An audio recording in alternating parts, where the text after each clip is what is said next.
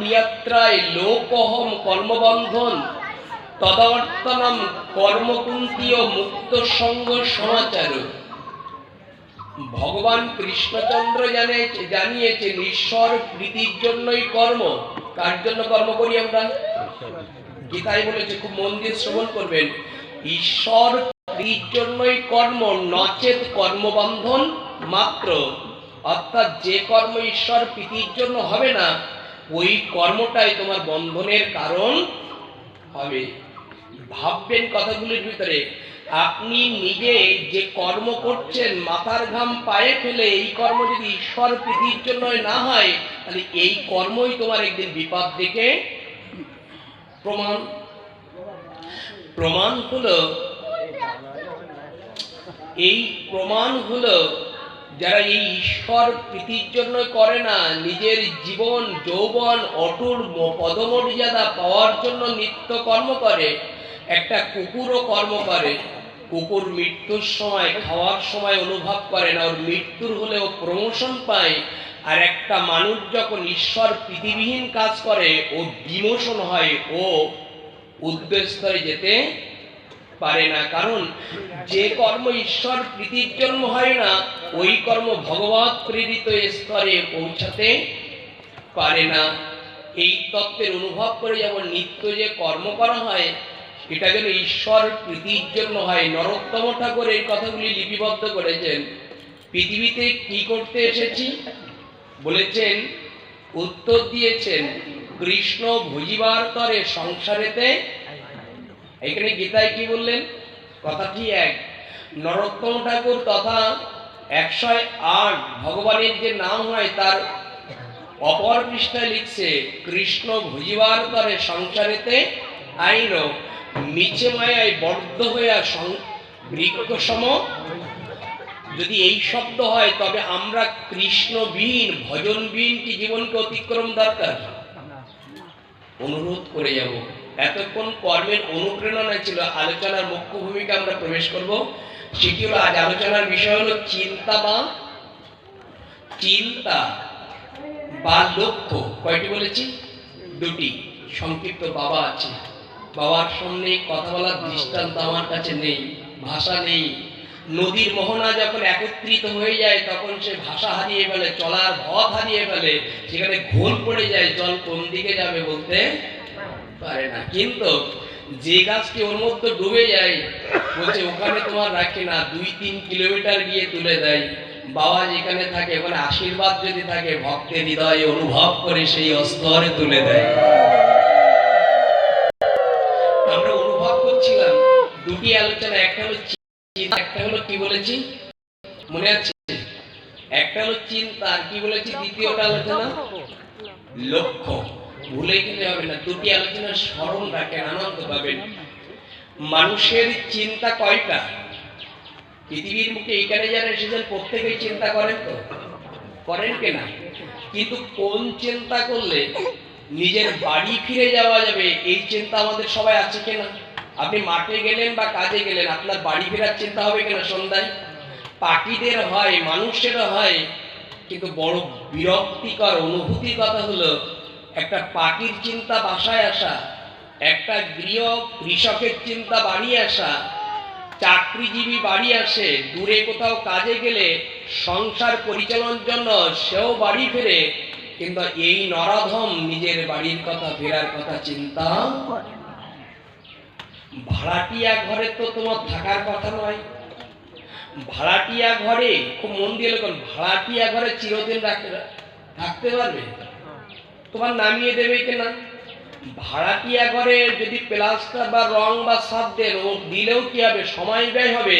মালিক যদি বলে এখানে আর রাখা যাবে না, তোমাকে তো নামিয়ে। তবে এই ঘর, এই ভূমি, এটা ভাড়াটিয়ার মতো, এখান থেকে আমাদের নামতে, আমাদের এই ভাড়াটিয়া ঘর থেকে নামতে হবে। নেমে কোথায়? নিজের বাড়ি যেতে হবে। এই চিন্তা আমরা হারিয়ে ফেলেছি। দৈবী হেসা গুণময়ী মম মায়া দুরিয়ত্রয়া মামে বাবা প্রভাদন্তে মায়া মেতাং তান্তিতে। শ্রীমদ্ ভগবদ গীতায় 7ম অধ্যায় 14 নম্বর শ্লোকে বলেছেন, এই মায়ার কারণে আমরা নিজের বাড়ির ঠিকানা আমরা খুঁজে এবার চিন্তার কথাগুলো অনুভব করব ছোট্ট ছোট্ট করে। এই চিন্তা যদি ফিরতে হয়, চিন্তা যদি ফিরাতে হয়, তবে এই কথাই এখন বলে কাজে আসবে না আপনাদের, তবে কাজে আসবে একদিন, শুনে রাখেন। এখন বললে এটা কম দিয়ে কর্ণ দিয়ে শ্রবণ করবেন, প্রসাদ পাবে, চলে যাবেন, কিন্তু এমন একদিন স্মরণ হবে, সেদিন আর সময়। এই চিন্তা, গৌরের চিন্তা, গোবিন্দের চিন্তা, নিতাইয়ের চিন্তা করছে না। কখন চিন্তায় যেন মাঝে মাঝে হয় খড়িঞ্চিয়া রাধা গোবিন্দ মুন্ডের, যিনি আমাদের মাঝে উত্তরস্বরী হয়ে নক্ষত্রের মাঝে আলো দিচ্ছে, এরকম গুরুর চরণে গেলে মনে হয় একদিন আমি গোবিন্দের চরণ যদি পেতে হয়, তবে গুরুর সঙ্গ অনুভব করার আমাদের দরকার আছে। এমন অনুভব করবেন, গঙ্গার তটে গেলাম যেমন শীতল হাওয়া দিয়ে আনন্দ দেয়, গুরুর নিকটে গেলে প্রত্যেক জীবের এরকম আত্মার শীতলতা বয়ে আনে। তবে এই জায়গায় দাঁড়িয়ে যে তত্ত্ব দিয়েছে, এটা এই চিন্তা আপনাদের এখন হবে না, হবে কখন জানেন? যাদের জন্য পরিশ্রম করছেন, যাদের জন্য মাথার ঘাম পায়ে ফেলে এত পরিশ্রম বাড়ি গাড়ি করছেন, ওই ব্যক্তি যেদিন বাদ্য আরমিয়ে রেখে দেবে, আর আপনি যখন বৃদ্ধ হয়ে যাবে, দেখার কেউ থাকবে না, সেদিন মনে হবে আমার গুরুদেব যা বলেছিল, শাস্ত্র যা বলেছিল, আমি গোবিন্দকে ভজন না করে বড় ভুল। এই কথাটা এখন মনে হবে না, যেদিন হবে সেদিন আর। এই চিন্তার দিকে একটু লক্ষ্য রাখবেন। চিন্তা দুই প্রকার, শিরোনামে আসছে আমরা। চিন্তা দুই প্রকার, একটি হলো জড়জাগতিক চিন্তা, আর একটা হলো আধ্যাত্মিক চিন্তা। কয় প্রকার? আপনি যেটা চিন্তা নিয়ে আর করবেন, সেই দুটি শাখা হবে, একটা হলো জড়জাগতিক আর একটা হলো আধ্যাত্মিক। আপনি আমি কোন চিন্তা করি, এগুলো স্তর করুন, ভাবুন। একটা জায়গায় আমরা একটা উদাহরণ দিয়ে বোঝার চেষ্টা করছি। কেউ যদি বাড়ি গাড়ি, সন্তান সন্ততি, ঐশ্বর্য, পদমর্যাদা, ব্যবসা বাণিজ্য নিয়ে চিন্তা করে, বালিশে মাথা দিচ্ছে, তখনও শয়নও যাচ্ছে, তখনও চিন্তা করছে কার কাছে কত টাকা পাবো, সে দিয়েছে কিনা, নেওয়া হবে কিনা, এরকম চিন্তা সবার থাকে কিনা? আচ্ছা, এই চিন্তাটা কোন চিন্তা? এটা জড়জাগতিক না আধ্যাত্মিক? এটা জড়জাগতিক এক। দ্বিতীয় হলো আধ্যাত্মিক চিন্তা, হলো আমি যখন নিদ্রায় যাই, প্রত্যেকে তো নিদ্রায় যাই, বালিশে মাথা দেয় কিনা? আচ্ছা, এই চিন্তাটা প্রত্যেকের আসে কিনা দেখুন। যদি ভজনে থেকে থাকেন তবে আসবে, আর ভজনে না থাকলে আসবে। আমার মতো লোক দেখানো ভজনে গেলে বালিশে মাথা দিলে এই চিন্তা আসবে। কেমন? সেটি হলো, বালিশে যদি মাথা দেবেন শয়ন কক্ষে, তখন চিন্তা হবে যে এই বালিশে মাথা দিয়ে মৃত ব্যক্তির তো কোনো জ্ঞান থাকে না, আমি বালিশে মাথা দিলাম, কিন্তু যদি আমি নিদ্রায় চলে গেলাম, সকালে যদি আর নিঃশ্বাস না থাকে, চোখ আর দেখবে না, হাত আর কাউকে চরণে স্পর্শ করবে না, চোখ আর গৌর কথা শুনবে না, শেষ মুহূর্তে পর্যন্ত যতক্ষণ জেগে আছি, ততক্ষণ যেন আমি গৌরের চরণে মাথাটা দিয়ে, রাধাকুণ্ডে মাথাটা দিয়ে যেন চরণের স্মরণ করতে পারি। বাড়ি থেকে এই যে রাধাকুণ্ডে শয়ন করার বাড়ি শয়ন করা কি এক? একটু বলুন না। রাধাকুণ্ডের শয়ন করার বাড়ি শয়ন করা কি এক? যাদের এই চিন্তা আসবে, এই চিন্তাগুলো আসবে, আধ্যাত্মিক চিন্তার কথা বলছি, তখন উনি চিন্তা করেছে আমি রাধাকুণ্ডে হয়তো থাকতে পারবো না, কিন্তু বালিশে যখন তিনি মাথা দিচ্ছে, তখন রাধাকুণ্ডে যে গেছে, মন দিয়ে লক্ষ্য করবেন, রাধাকুণ্ডে যে গেছে, শ্যামকুণ্ডে যে গেছে, আচ্ছা উনি যদি শয়ন করে, আর শয়নের সময় যদি রাধাকুণ্ডে আর শ্যামকুণ্ডে উনি নিজে মনে করলে দেখতে পারবে কিনা? চিন্তার অনুভব দেখাচ্ছে আপনাদের। তো শ্যামকুণ্ড বা রাধাকুণ্ড উনি যদি মনে মনে চিন্তা বা ধ্যান করেন, শয়নের সময় রাধাকুণ্ড আসবে কিনা? আসবে না? আসবে না? রাধারানী বলছে, কত প্রেমময় কথা। রাধারানী বলছে, তুমি আমার কাছে একবার আসবে মাত্র, তুমি একবার আমার চরণে পদধূলি নেবে, অবগাহন করবে, একদিন এলে আমি তোমার নিকটে প্রত্যেক দিন যাব, তোমার কৃপা করার জন্য আমি রাধারানী প্রত্যেক দিন যাব। একদিন রাধাকুণ্ডে যাবে না, রাধাকুণ্ড বলছে আমি প্রত্যেক দিন যাব কি করে? বাড়ি এসে আহ্নিকের সময়, শয়নের সময় যদি রাধারানী রাধাকুণ্ডকে নিয়ে চিন্তা করে দেখেন, রাধাকুণ্ড ওখানে নেই, আপনার হৃদয়ে এসে বসে আছে রাধাকুণ্ডের অনুভবটা, থাকে কিনা? তো এই আধ্যাত্মিক চিন্তাগুলো কি করে আসে? দুই রকম চিন্তার কথা বলেছি। তো এই চিন্তাটা হলো, যে সময় শয়নে যাচ্ছে, মাথাটা দিচ্ছে, হাত আর চলবে না যদি নিঃশ্বাস না থাকে, প্রাণ চলে যায়, চোখ দেখবে না, কর্ণ আর শুনবে না, এই স্তরে দাঁড়িয়ে অনুভব করছে আমি এই গৃহে থাকবো বটে, কিন্তু আমার আর এই জায়গায় শয়ন। দেখবেন কত আধ্যাত্মিক যুগে, আধ্যাত্মিক তত্ত্বের কথা। এইখানে দেহ থাকবে কিন্তু আমার চিন্তাটা থাকবে রাধারানী। মন তো চলে যেতে পারে, দেহ তো চলে। আর তুমি গোবিন্দ বলেছে মন মানা ভাবো, মনটা আমাকে দাও। ভগবান ঐশ্বর্য চাইনি, অট্টলিকা চাইনি। আর রাধারানীর অনুভব করে যারা আধ্যাত্মিক জগতে চিন্তা করে এখানে আছেন, অনুরোধ করবে এই চিন্তাগুলো একটু কাজে লাগান, একদিন না একদিন গৌর পাবেন, গোবিন্দকে পাবেন। কি করেছে জানেন? রাধারানীকে রাধাকুণ্ডে চিন্তা করতে করতে রাধারানীকে রাধাকুণ্ড শ্যামকুণ্ডকে ধ্যান করে মনের মধ্যে এনে বলছে আজ আর গৃহে শয়ন করবো না রাধারানী, তোমার ওই চরণে রাধাকুণ্ডের তটে, দেহটা এখানে আছে, ঘুমানোর সময় রাধাকুণ্ডের তটে মাথাটা রেখে, রাধারানীর চরণে মাথাটা রেখে বললেন এই আমার শয়ন কক্ষ, আমি কৃপা করে তোমার চরণে শরণ নিলাম। চিন্তা যাদের আধ্যাত্মিক জগতে হয় তাদের হৃদয় এরকম হয়, গৃহে স্মরণ করলে কি হবে? মনটা থাকে রাধারানীর চরণে, ভগবানের চরণে। আর রাত পড়লে যদি, রাত পোহালে যদি আত্মা চলে যায়, আর তোমার চরণে ঘুমানো হবে না, ঘুমের আগ পর্যন্ত না। সাধু কথা, গুরু কথা, রাধারানীর কথা, গোবিন্দের কথা, মহামন্ত্র বলতে বলতে যে দেহ কখনো ঘুমাতে যায়, গোবিন্দর বলছে তুমি ঘুমাতে পারো কিন্তু আমি ঘুমাই। বাপের কথাগুলি এইভাবে যে নিত্য ঘুমাতে পারে, স্ত্রী পরিবার অর্থ চিন্তা না করে, গোবিন্দ বলেছেন নিত্য যারা আমার নামটা নিয়ে বিছানায় গিয়ে নিদ্রায় যায়, মৃত্যু এই নিদ্রার আগ পর্যন্ত যিনি আমার নাম করলো তিনি ঘুমাতে পারে কিন্তু আমি ঘুমাতে। তিনি যে আমার নাম করতে করতে ঘুমিয়েছে, এই জন্য গোবিন্দ তার হৃদয়ে বসে টিক টিক করে পাহারা দেয়, কৃপা করে সকাল হলে যেন আমার গৌর বলতে পারিস। কি হয় যেন তারপরে শুনুন কথাগুলি। বলেছে ভগবান শুধু নয়, আধ্যাত্মিক জগতের অনুভব করা কথা।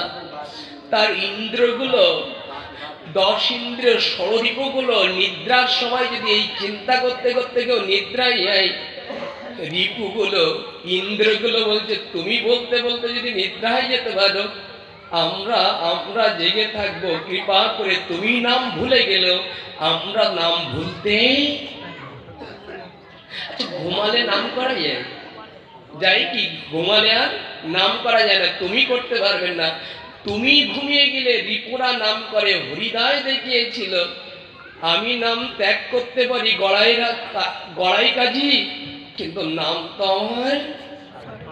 ভাববেন, অর্থাৎ হরিদাস বদন দিয়ে শুধু নাম করতো না, তার রিপু বা ইন্দ্রিয় দিয়ে নাম করতো। অর্থাৎ হরিদাস যদি নাম ছেড়ে দেয়, হরিনাম যদি কখনো সে হরিনাম ত্যাগ করে, নাম কখনো তার ত্যাগ কোন ব্যক্তি করবে না?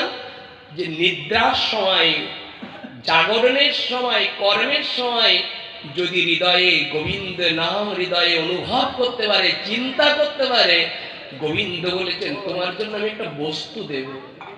ভগবানকে একটু লক্ষ্য রাখবেন, ভগবানকে দেখলে কিছু বর দেয় কিনা দেখুন না। আচ্ছা বাবাকে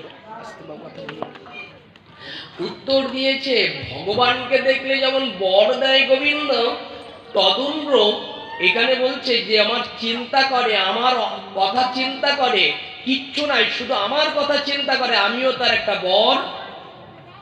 খুব মন দিয়ে লক্ষ্য করে, চিন্তা তত্ত্বের আলোচনাটা গভীরের। উত্তর দিয়েছে তুমি আমার কথা যদি চিন্তা করতে পারো আমি তোমাকে বর দেব। কি দেবে গোবিন্দ? এখানে কি চিন্তা করি আমরা? খুব মন দিয়ে কথাগুলো শুনে কর্ণ দিয়ে বাইর করে দেবেন না, শাস্ত্রীয় কথা। যদি গোবিন্দের কথা এরকম ভাবে কেউ চিন্তা করে, তো চিন্তা করলে কি হবে? গোবিন্দ বলেছেন বর দেব। কি বর দেবে? কোথায় লেখা আছে এটা?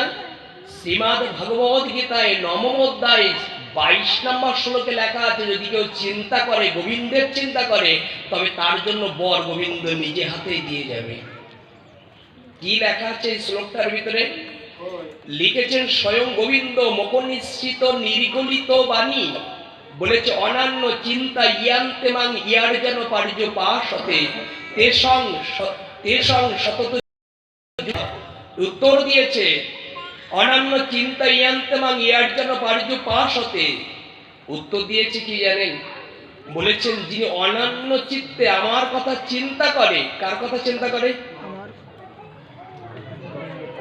নিদ্রার সময় কোন চিন্তার কথা বলেছি আমি? গোবিন্দের চিন্তা। সেই গোবিন্দ বলেছে অনান্য চিন্তা ইয়ান্তে মাং ইয়ার জন্য পারিজ পাশ হতে তেসং। উত্তর দিয়েছে কি?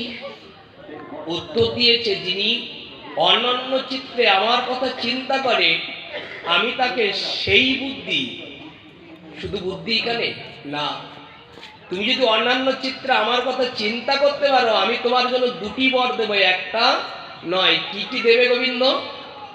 যোগক্ষেয় ভম মহম। উত্তর দিয়েছে তুমি যদি আমার কথা চিন্তা করো, আমি তোমার দুটি বর দেবো। 22 নম্বর শ্লোকটা দেখবেন, যোগক্ষেয়ম ভম মহম। উত্তর দিয়েছে তুমি আমার কথা এরকম চিন্তা করলে, আমি যোগ আর ক্ষেম এই দুটো বস্তু আমি তোমার মাথায় করে, আমি মাথায় করে তোমাকে। যে যোগ আর ক্ষেম কাকে বলা হয়? এই যে যোগ ক্ষেম দেবে গোবিন্দ, গোবিন্দের কথা চিন্তা করলে কি এই যোগ ক্ষেম? ঐশ্বর্য, বাড়ি, নির, কি সেটা? গীতা তো বলি কি শব্দ দিয়েছে? যোগ এবং ক্ষেম, এটা কি? অন্য না। খুব মন দিয়ে শ্রবণ করুন, আনন্দ পাবেন। উত্তর দিয়েছে যোগ শব্দের অর্থ প্রত্যেকটা গীতার অধ্যায়, প্রত্যেকটা অধ্যায় দেখবেন, প্রত্যেকটা অর্জুন বিষাদ যোগ, শঙ্খ যোগ, তৃতীয় অধ্যায় কর্মযোগ। আচ্ছা, প্রত্যেকটা অধ্যায় ঠিক থাকতে পারে, কিন্তু পিছনের শব্দটাকে প্রত্যেকটা অধ্যায় বিভিন্ন হতে পারে।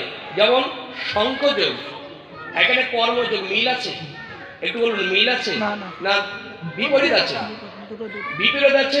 কিন্তু 18 অধ্যায় একটি জায়গায় মিল করেছে গোবিন্দ, সে জায়গায় একটু চুল পরিমাণ নাড়ায়নি।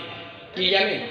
প্রত্যেকটার অধ্যায়ের পিছনে যে শব্দটা লিখেছে সেটা অর্জুন বিষাদ যোগ, কর্মযোগ, জ্ঞান যোগ, ধ্যান যোগ। শব্দের পিছনে কি? আর এখানে শব্দ অর্থ কি? যোগক্ষেম বম যোগ আছে তো। তাহলে এই যোগ শব্দের অর্থটা কি? খুব মন দিয়ে লক্ষ্য করবেন। বারবার মন দিতে বলছি কেন? এটা গুরুত্বপূর্ণ জীবন। আরে বাবা, এত কথা অনুরোধ করছি, কথা বলেন না বাবা। উত্তর দিয়েছে এই যোগ শব্দের অর্থ ব্যাখ্যা করেছে। সুন্দর একটা উদাহরণ দিলে বুঝবো আমরা, কেন সময় বেশি নেব না, বাবা আসবে, আমরা মূল্যবান কথা শুনবো। উত্তর দিয়েছে ছোট্ট একটা সন্তান, উনি বয়স হলো 2 বছর, হামাগড়ি দিতে 6 মাস মনে করেন, উনি হামাগড়ি দিতে পারে না। ওনার জল পিপাসা লেগেছে, জলটাও দেখতে পাচ্ছে, কিন্তু জল কি নিয়ে আসতে পারবে? পারবে কি? যোগ শব্দের অর্থ দেখাচ্ছি। তো উত্তর দিয়েছে জল, ওনার পিপাসা লেগেছে, মা বাবা কেউ নেই, তবে ওই জলটা পাবে কি করে? যোগ শব্দের অর্থ কি করে পাবে? উনি এখন হাঁটতে পারে না, কেউ পাশে নেই, জল দেখতে পাচ্ছে কিন্তু নিতে, এরই নাম হলো যোগ। উত্তর দিয়েছে কি? উত্তর দিয়েছে উনি নিয়ে আসতে পারবে না, কিন্তু গোবিন্দ ওর ভিতরে যে দিয়েছে সেটা যদি ব্যবহার করতে পারে, জল তোমার নিয়ে আসা লাগবে না, জল নিয়ে আসবে। কি ব্যবহার করলে? উত্তর দিয়েছে আচ্ছা, শিশু যদি 6 মাসের শিশু যদি উচ্চ স্বরে কন্দন করে, মা অন্য জায়গায় থাকবে? থাকবে একটু দিন। উচ্চস্বরে কন্দন করলে যেমন মা অন্য জায়গায় থাকবে না, উনি সব কাজ ফেলে আসবে এবং চিন্তা করবে আমার শিশু কাঁদলো কেন? তো কথা বলতে 6 মাসের শিশু কথা বলতে পারে, তবে দৃষ্টিটা লক্ষ্য রাখবে। দৃষ্টিটা লক্ষ্য কোন দিকে? জলের দিকে। মা বুঝে ফেললো ওর জল পিপাসা, তখন ওই কন্দনের ভাবটা হৃদয়ঙ্গম করে ওই শিশু চলতে পারে না, বলতে পারে না, কন্দনটা চিৎকারটায় মাকে ডেকে আনলো, এনে ওই জলকে মুখে আসলো। আচ্ছা, জল মুখে আসলো কি করে? যদি কন্দন না করতো, কাপ না কাঁপতো, লক্ষ্য যদি ঠিক না থাকতো, জল আসতো? তাহলে উত্তর দিয়েছে, তুমি যদি আমার কথা এই কন্দনের মতো চিন্তা করো, তোমার মা যেমন তোমাকে জল এনে দিল, আর আমার কথা যদি চিন্তা করো আর আমার দিকে তোমার যদি লক্ষ্য থাকে, তুমি আসতে পারবে না বৈকুণ্ঠে গোলকে। তোমার লক্ষ্য যদি থাকে আর চিন্তা যদি থাকে, আমি গোবিন্দ তোমার এই যোগযুক্ত করে দেওয়ার জন্য আসবো। ভাববেন, এরই নাম হলো যোগ। তুমি যা প্রাপ্ত করতে পারছো না, আমি সেটা প্রাপ্ত করে দেবো, এরই নাম হলো যোগ। বুঝতে পেরেছি? এর দ্বিতীয় স্পন্দ হলো ক্ষেম। ক্ষেম বুঝতে পারছি? ক্ষেম কাকে বলে? এই শব্দ নতুন কথা, জীবনকে অতিক্রম করে ভগবত ধামে নিয়ে যেতে পারবেন। ক্ষেম শব্দের অর্থ হলো, ক্ষেম শব্দের অর্থ হলো, উত্তর দিয়েছে ব্যাংকে টাকা আছে, এই টাকাটা নষ্ট হয়ে যেতে পারে, ব্যাংক লুট হলে, দেশ সমস্যা হলে টাকা তোমার ফিরে পাবে না। স্থায়ী রাখার জন্য তুমি ঠিকানা ব্যাংক বেছে নিলে বিশ্বাস্য জায়গায়, এটা নষ্ট হয়ে যেতে পারে। গোবিন্দ বলেছেন, এখানে যারা ভাগবত কথা শুনছেন, ক্ষেম শব্দ অর্থ নিয়ে নিন। জগদীশ চন্দ্রের গীতা যদি পান, এর ব্যাখ্যাগুলো পাবেন। উত্তর দিয়েছে, যদি কেউ গোবিন্দের চিন্তা করেন, গোবিন্দ ধ্যান করেন, ভাগবত কথা শোনেন, আচ্ছা এইখানে 3 ঘন্টা মাঠে কাজ করলে 300 টাকা ইনকাম করতে পারে, কিন্তু এইখানে 3 ঘন্টা শ্রবণ করলে কেউ টাকা দেবে? 3 ঘন্টা এখানে শ্রবণ করলে কেউ টাকা দেবে না, কিন্তু একটা জিনিস দেবে, কি জানেন? তোমার ভিতরে উপার্জন হবে না, অর্জন। ঢাকা ভার্সিটি থেকে এমএ পাস করে বাড়ি এসে পিতা খাওয়ার সময় সব ভাগ হয়ে যাচ্ছে, কিন্তু ওই ছোট ভাই যে এমএ পাস করে এসেছে, বড় ভাই প্রশ্ন করলেন, ওরও ভাগ দিতে হবে, না হলে মেনে ভাগ দেওয়া যাবে? যাবে কি? তাহলে অর্জন শব্দের অর্থ যা কখনো ভাগ করা যায় না, আর উপার্জন শব্দ অর্থ যা দেখা যায়, ভাগ করা যায়, তাকে বলা হয় উপার্জন। এখানে যারা শ্রবণ করছেন এই ভাগবত কথা নয়ন জলে ভেসে, আচ্ছা এখানে যখন জমাট বাঁধবে ভিতরে ভক্তি বা প্রেম, পৃথিবীর কোনো ব্যক্তি কেড়ে নিতে পারবে? আংটি খুলে নেবে, নেকলেস খুলে নেবে, দুলটা খুলে নেবে, নুপুর খুলে নেবে চিতাভস্যর সময়, কিন্তু তুমি যা শ্রবণ করছো এই ক্ষেম বস্তু কার কার জমা থাকবে? কোন ব্যাংকে থাকবে? গোবিন্দ বলে, যোগক্ষেম বহম মহম, বহম মোহন আমি বহন করি। তোমার ক্ষেম শব্দ তো এই জগতে তোমার হাত দিয়ে যে তুলসী অর্চন করবে আমার চরণে, তুমি প্রসাদ নিবেদন করবে, চোখের জলে ভাসবে, এই যা তো অর্জন হবে। আমি কোনো কারোর কাছে যাই না, আমি ক্ষেম শব্দ আমি তোমার ওই বস্তু বয়ে বেড়াই, তোমার দিকে ফিরে তাকাবে। তোমার সন্তান যখন শ্মশানে চিতা জ্বলার পরে, কলসি ফাটানোর পরে 3টে দাগ কেটে তোমার দিক থেকে চলে যাবে, তোমার দিকে আর কেউ থাকবে না, তুমি যাও অর্জন করেছো, ওটা ক্ষেম স্বরূপে আমি মৃত্যুর পরে তোমাকে আমি দিয়ে দেবো, কৃপা করে যদি তুমি ধারণা করতে পারো। অর্থাৎ তুমি যা এই জগতে যা কর্ম করবে, যদি গোবিন্দের প্রীতির জন্য হয়, ওটা ক্ষেম বলা হয়।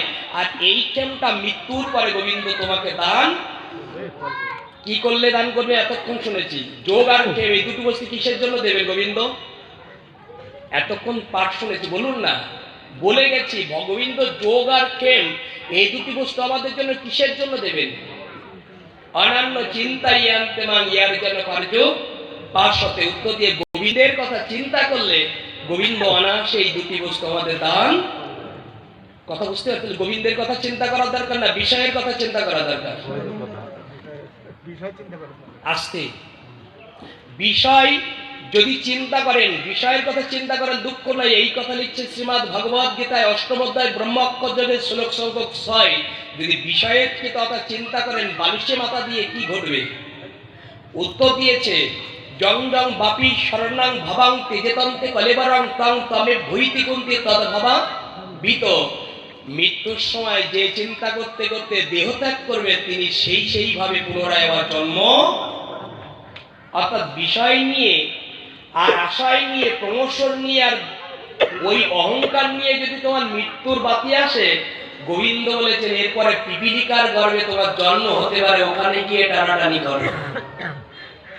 আর যারা সম্মান পদমর্যাদায় মাথা উঁচু করে বেড়াচ্ছেন, 24 ঘন্টা গোবিন্দের চরণে মাথা নত করেন না, আগামী জন্মে বৃক্ষের গর্ভে জন্ম হতে। এই চিন্তা ছেড়ে দিন।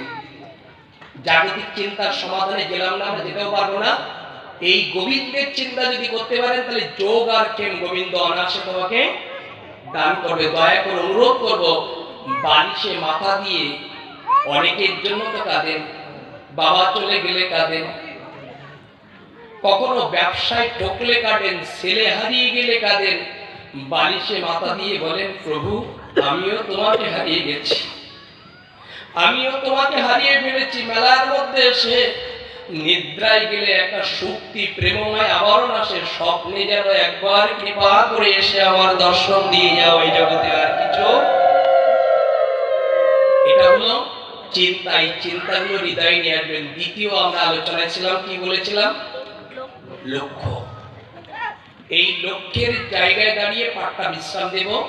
বাবা আসবে আমাদের মাঝে, পরম পূজনীয় আদরণীয়, যতবার দেখি ততবার হৃদয়ের সঙ্গে সঙ্গে আমি প্রজ্ঞ বা তার প্রশস্তি যাচ্ছে না, সত্যি আমার হৃদয়ের একটি স্পন্দন অনুভব